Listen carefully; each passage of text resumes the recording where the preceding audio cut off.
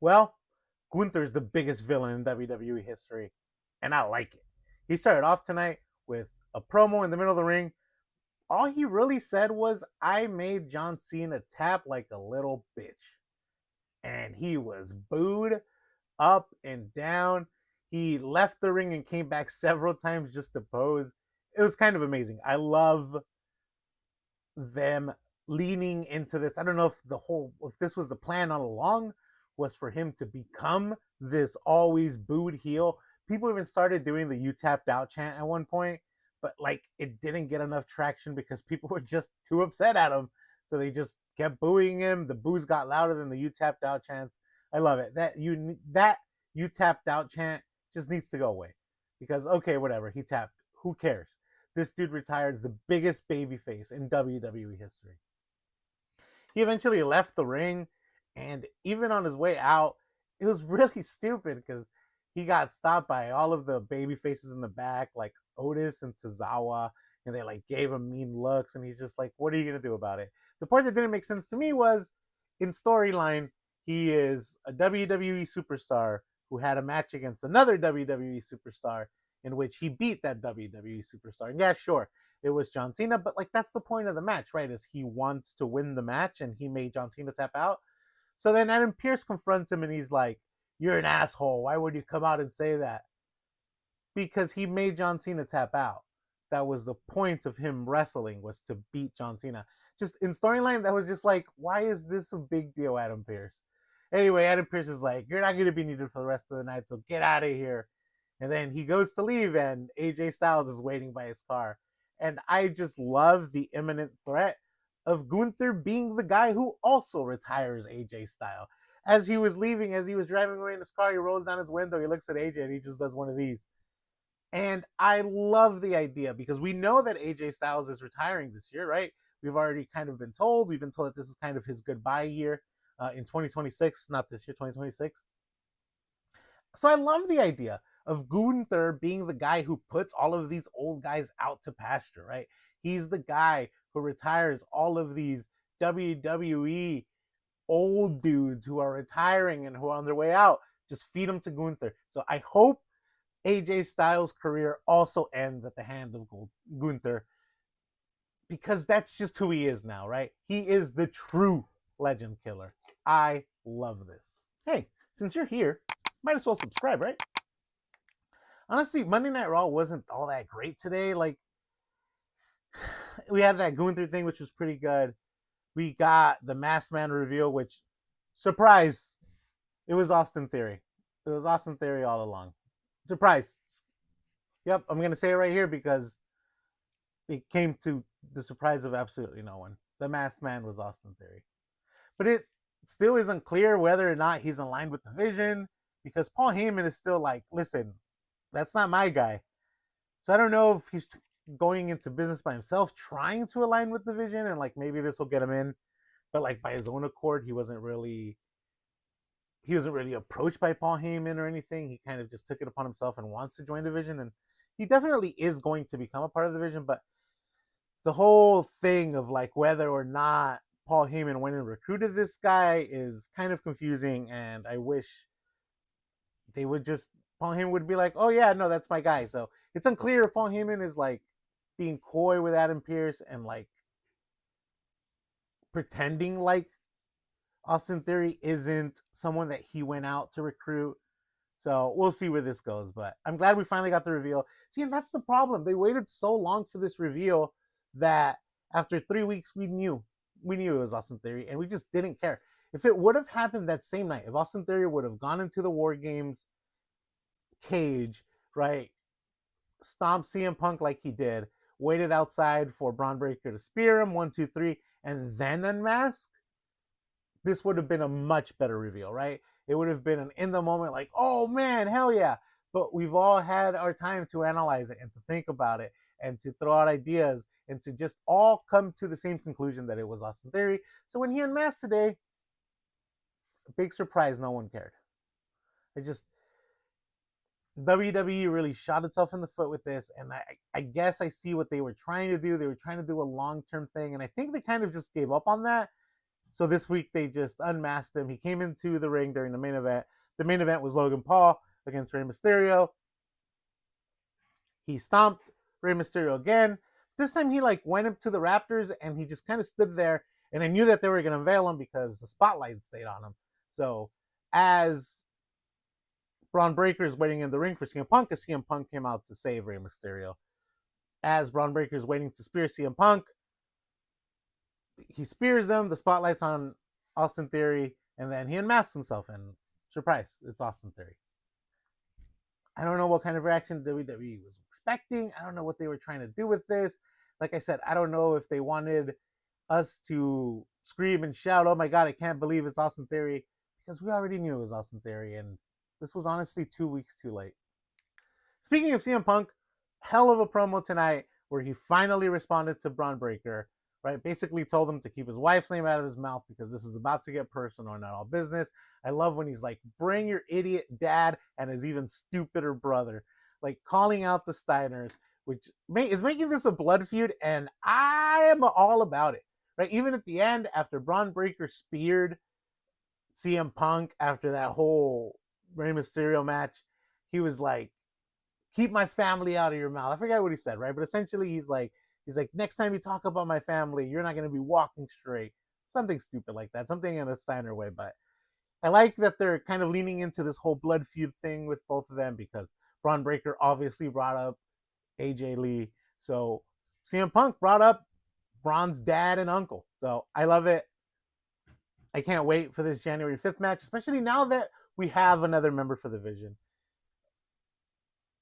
I think this is where Braun takes the championship from CM Punk. I honestly do. It's really weird.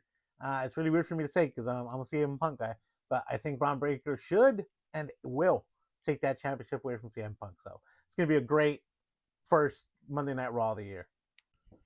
Speaking of which, we actually had another match announced for that first Raw of the year, which is Io Sky and Rhea Ripley versus the Kabuki Warriors for those women's tag team champions, which honestly to me doesn't make a lot of sense because there's been many teams feuding for this championship. And it's not like Io beat Kairi Sane. So I guess that gives her the number one contendership, but like so did Alexa Bliss, right? So it just doesn't make sense why they got the shot for the titles, which obviously this is going to end in some sort of shenanigans. This is going to end in some sort of interference, and it's going to lead to the multi-team match that we all want. Give me women's tag team TLC match. Give me that 6-team tag match. I want it. Give it to me at the Rumble. Give it to me on the random Monday Night Raw. I don't care. Just let me have that match, WWE. Come on, Triple H. You gotta give the fans something after this weekend, man. So yeah, like that was like the big things that happened tonight. I mean, there was obviously more that went on tonight. Like we had the Usos against the New Day. Obviously, those dudes are always going to put on a good match against each other. The Usos did end up winning. I can't help but think that this is still leading towards something else for Jay, right? Like, I don't think this ends with Jay back in the tag team scene.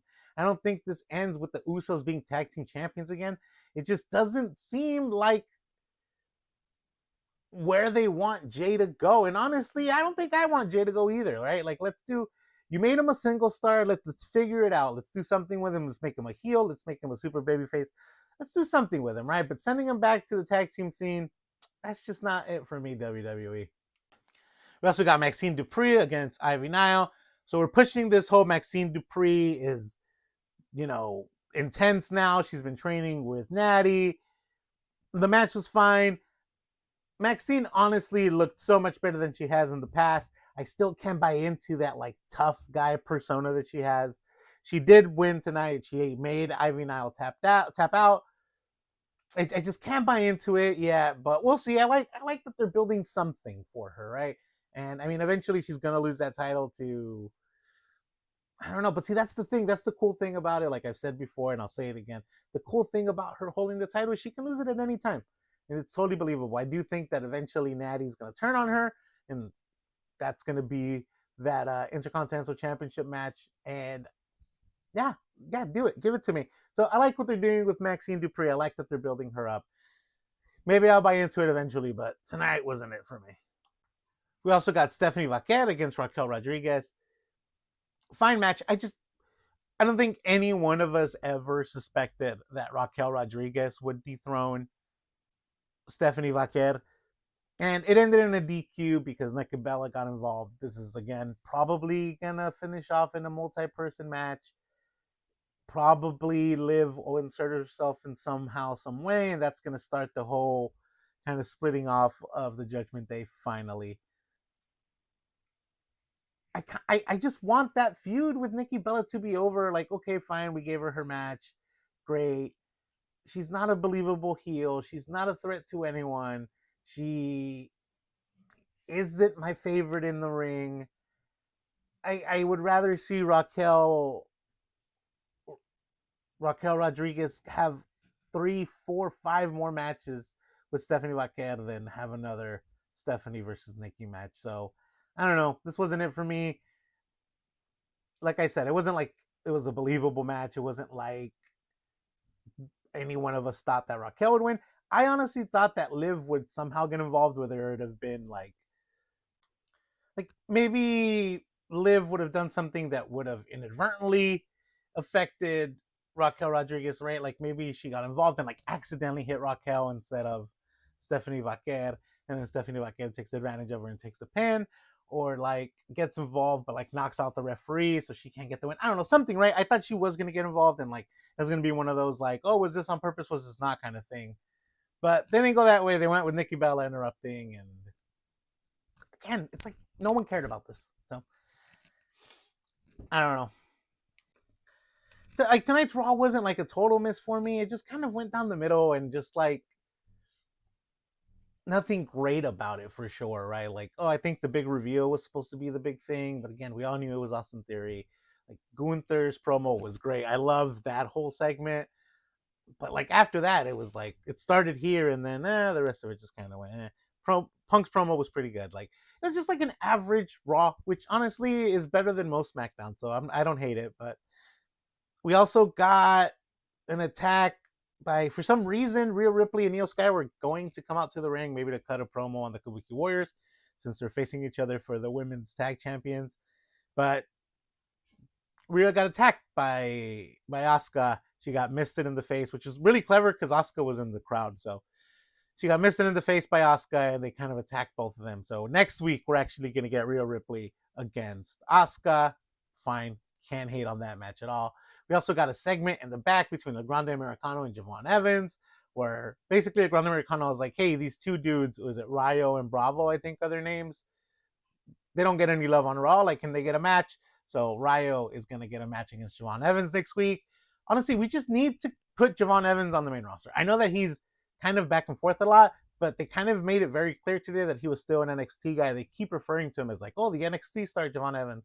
And maybe in the new year, this is what we're doing. We're just going to put him on the main roster, but let's put Javon Evans on the main roster. Let's have him challenge Ilya Dragunov for the U.S. Championship. Let's have him win it.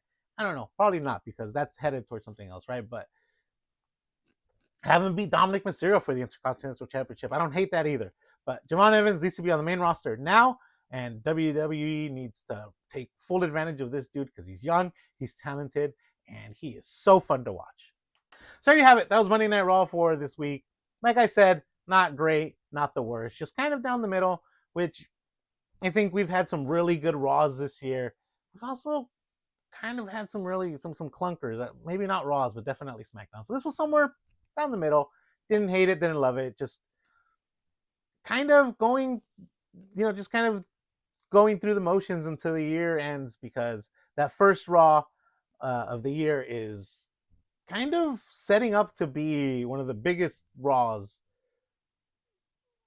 in a long time, right? Like they're setting up so many matches, they're setting up so many feuds for that. And I think, after the new year, we're into WrestleMania season. We're straight to the Royal Rumble, and then we're straight to WrestleMania season. So that Monday Night Raw, I feel like, is going to set up a bunch of storylines for that. I think CM Punk's going to lose his title, and I'm okay with that. I think CM Punk is better when he's chasing the title than when he has the title. But anyway, let me know in the comments what you think. Let me know what you thought of tonight's Monday Night Raw. Am I on the right track? Was it kind of down the middle? I don't know. Maybe you loved it. Maybe you hated it. I love what they're doing with Gunther. Let's do more of that. Let's have him retire all of the guys that are definitely going to retire soon. Let's have him retire Sheamus next year when he retires. Let's have him retire Rey Mysterio. Let's have him retire all of these dudes. I'm all for it. WWE, I'm sold on Gunther. Yes, let's do it. I don't care. Have him retire anyone you want. You want him to retire Javon Evans tomorrow? Give him to Gunther. I don't care. Gunther should be retiring everyone. Anyway, though, since you made it this far, make sure to drop a like. Like I said, hit me up in the comments. Let me know what you thought of tonight's Raw. Let me know where you think some of these stories are going. I'm curious about the Jey Uso thing. That one, I'm like, I can't tell what they're doing with this. Anyway, though, as always, click on one of these videos, by the way. I post a lot. Check them out. And if you're not subscribed, go subscribe. Anyway, though, as always, peace, nerds.